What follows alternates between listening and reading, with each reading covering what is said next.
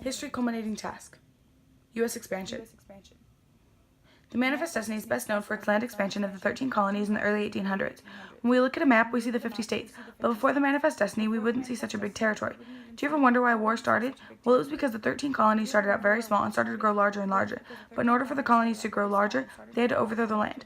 This is when people began to declare war, and this is how war started back in the 1800s.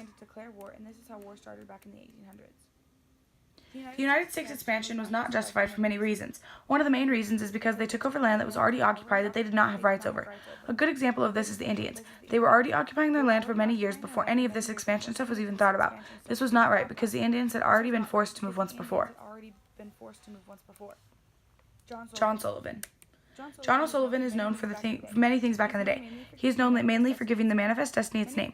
Many people think power and amount of something is important, right? Well, that is exactly what this man thought about. He thought that the U.S. should be able to have as much power and land as they could without even thinking about anyone else, and that is why he is an important man in history. While in the process of the Manifest Destiny, he did not care about what happened or how many people got hurt. He just cared about power and land.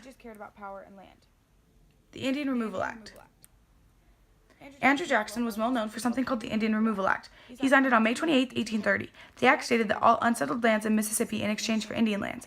This meant that all Indian land that was in the existing borders were to be traded. 2 of the 5 tribes were happy to do so, but 3 out of the 5 were unhappy and refused. The Indian Removal Act was unjustified for many reasons.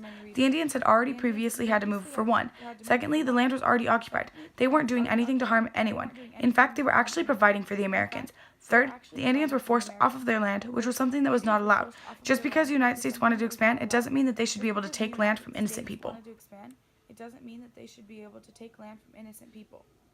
This is why the U.S. expansion was unjustified.